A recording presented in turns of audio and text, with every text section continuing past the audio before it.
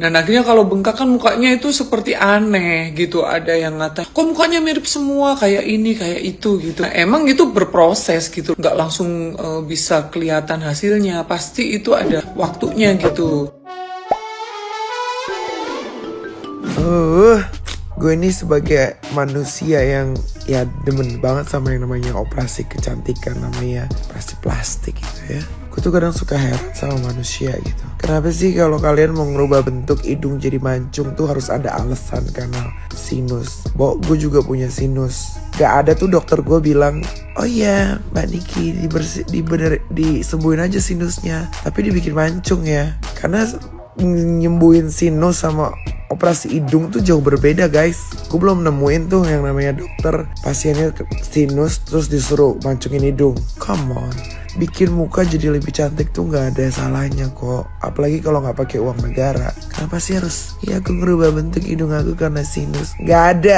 Jangan mau dibohong-bohongin. Dah deh, kita juga sebagai public figure, gue ngomongnya kita karena ini untuk semua public figure yang ada di Indonesia. Jangan bohong-bohongin netizen. Udah tahu netizen rata-rata SDM-nya rendah. Percaya-percaya aja. Udahlah, kalau emang mau cantik ya udah. Kalau emang pengen punya hidung mancung ya tinggal bilang aja ya gue pengen ngerubah bentuk. Ya mungkin karena bosan sama wajah yang dulu. It's okay, it's fine. Muka-muka lo yang dirubah, pakai duit lo. Gak usah ngomong ya karena sinus jadi alasan. Sinus, come on. Gue operasi udah lebih dari 8 kali. Gak ada harus alasan penyakit. Karena memang gue pengen jadi lebih cantik, lebih bagus, lebih enak dilihat. That's all. Mahal ini idola gue ya kan, tiba-tiba muncul mukanya beda gitu ya kan. Lu sakit hati nggak lo sebagai fansnya? Sakit hati kan? Tiba-tiba berubah kayak udah cantik Mahal ini, lu ngapain dirubah-rubah? Hidup lu tuh aneh tuh. Gue aja nih sebagai fansnya sih agak sakit hati sih ya, kayak anjir ngapain dirubah-rubah, udah cakep gitu. Ngapain dirubah-rubah? Dirubahnya tuh kayak beda banget, kayak beda orang. Sumpah dah, satu dunia heboh cuma gara-gara Mahal ini operasi doang tuh. Tapi gak apa-apa sih ya, gak apa-apa. Gue sebagai fansnya nih ya kan, selama Mahal ini suaranya tidak berubah dan masih kayak bagus gitu ya kan, udah gak apa-apa udah, sumpah. Ya udah deh. Tapi aneh aja gitu, tiba-tiba muncul mukanya beda, terus heboh satu dunia gitu kan, sampai masuk berita A, I, U, E, O segala macem tuh. Kata gue, ini Mahal ini apa bukan nih? Mahal anak? Atau kayak gimana? Ganti nama ntar begitu tuh. Pusing gue. Aduh ya Allah, bayangin aja lu tiba-tiba orang kagak muncul, tiba-tiba muncul beda muka. Lu pikirin dah tuh. Tau kan misalnya gue tiba-tiba kagak muncul beda muka, lu sakit hati gak? Kagak. Capek gue. Mahal ini bukan. Hai Re, ada yang merasa kehilangan wajah-wajah artis sebelum OP gitu ya. Jadi kemarin yang paling rame itu sepertinya Mahalini dan Rizky Febrian. Jadi Mahalini sama suaminya itu habis OP kayaknya hidung, terus mungkin facelift kayak gitu.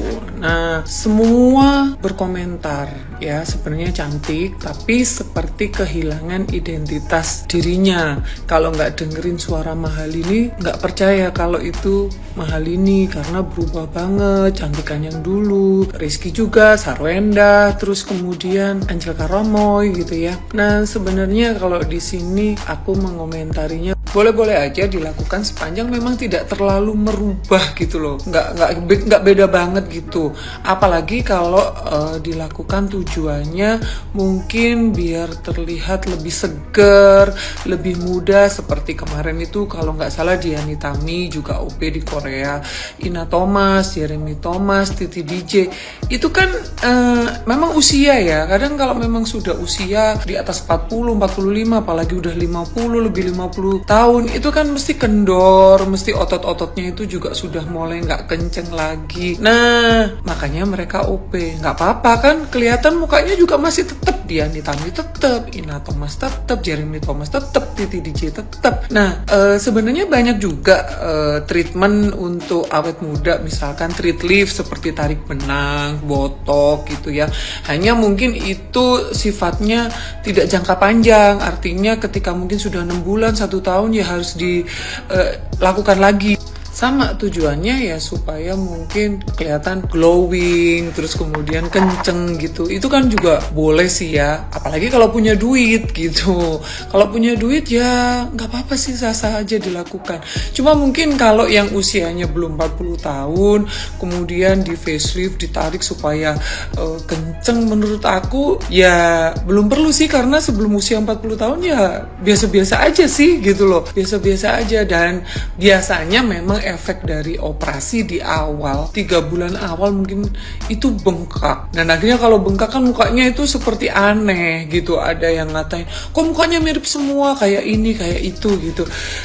Emang itu berproses gitu loh, ada apa ya, ada downtime-nya, nggak mungkin nggak langsung bisa kelihatan hasilnya, pasti itu ada waktunya gitu, nanti 3 bulan 6 bulan gitu.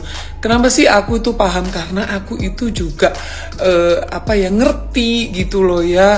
Jadi ya itu sih kalau pendapat aku, sepanjang memang tidak merubah muka kita menjadi orang lain, tidak dikenali, ya menurut aku sih nggak apa-apa ya. Di sini aku bicara semua orang berhak untuk cantik, wanita-wanita itu berhak untuk cantik, mempercantik dirinya, terus kemudian perawatan atau melakukan OP, ya boleh-boleh aja kalau pendapatku ya. Sepanjang memang tidak merubah itu tadi dan punya uang gitu Rek ya. Jadi ya mungkin sekarang ini Mahal ini mukanya masih bengkak, masih hidungnya juga masih besar, masih mancungnya masih lebay. Rizky juga mungkin ditunggu aja 3-6 bulan, siapa tahu akhirnya lebih cantik gitu ya. Jadi itu teman-teman kalau pendapatku tentang artis-artis yang melakukan OP. Guys, saat ini banyak sekali perempuan-perempuan memutuskan untuk melakukan bedah plastik. Manfaatnya adalah untuk memperbaiki sesuatu yang dirasa kurang menurut mereka. Padahal mereka sudah cantik, tapi mereka pikir dengan adanya bedah plastik mereka semakin sempurna. Mungkin awalnya memang mereka terasa aneh wajahnya ya, karena masih ada pembengkakan di sana sini, belum ada penyesuaian, mestinya seperti itu. Itu kita pelajari dari bedah plastik yang dilakukan oleh Lucinta Luna, di mana awal bedah plastik yang terakhir itu Lucinta Luna dihujat habis-habisan ya, karena hidungnya berasa aneh, mukanya berasa aneh. Tapi setelah beberapa bulan, sekitar 2-3 bulan kita amati, ternyata ada perubahan di mana implan yang dimasukkan atau sesuatu yang diubah sudah mulai penyesuaian, sehingga Lucinta Luna tampak cantik seperti Barbie. Nah, ini pula yang memicu banyak artis melakukan bedah plastik karena menginginkan penampilannya menjadi sempurna. Nah, apa juga yang bisa memicu seseorang memutuskan bedah plastik? Bukan hanya artis, tapi juga orang yang biasa-biasa saja itu juga memutuskan untuk melakukan bedah plastik. Nah, tujuannya apa? Sama, untuk menyempurnakan diri, apalagi kalau beliau atau orang-orang tersebut aktif di media sosial, di mana terbiasa menggunakan filter, baik itu filter aplikasi-aplikasi kecantikan seperti Beauty Plus, Face Up, kemudian TikTok. Nah, filternya TikTok itu membuat orang memang menjadi sangat cantik ya, sehingga dia menjadi tidak percaya diri manakala dia bertemu dengan para penggemarnya di luar, terutama yang biasa dipuja-puji, cantik ya. Jadi manakala dia bertemu dengan seseorang, kemudian mereka berinteraksi, jadilah suatu hubungan yang intens, akhirnya yang terjadi adalah mereka ingin bertemu. Nah, saat pertemuan seringkali membuat si perempuan atau lelaki itu tidak percaya diri. Karena apa? karena kekurangan yang ada pada dirinya yang selama ini ditutupi oleh filternya TikTok. Ini membuat mereka memutuskan menabung kemudian melakukan operasi plastik. Nah, apa kerugian dari operasi plastik? Yang pertama, apabila tubuh tidak bisa menerima teman-teman, maka bisa terjadi nekrosis atau pembusukan ya di daerah-daerah tertentu, atau sebelum pembusukan mungkin terjadi perdarahan, mungkin pada saat implan, kemudian implan hidung maksudnya terjadi perdarahan di bawah kulit yang tidak hilang-hilang. Nah, bisa jadi karena terlalu tipis kulitnya, implan hidungnya keluar sehingga melukai. Makanya seorang yang bisa melakukan bedah plastik itu adalah seorang dokter ahli yang memang betul-betul kompeten di bidangnya, yaitu ahli bedah plastik. Dokter ahli bedah plastik pun juga masih berisiko karena ada beberapa tubuh yang tidak bisa menerima implan atau apapun yang dimasukkan ke dalam tubuh kita. Implan adalah benda asing yang dimasukkan ke dalam tubuh kita. Bisa membantu meninggikan pipi, kemudian memancungkan hidung, atau implan yang dimasukkan ke dagu. Nah, ini tidak semua orang itu bisa menerima itu, karena itu merupakan benda asing yang dimasukkan ke dalam tubuh.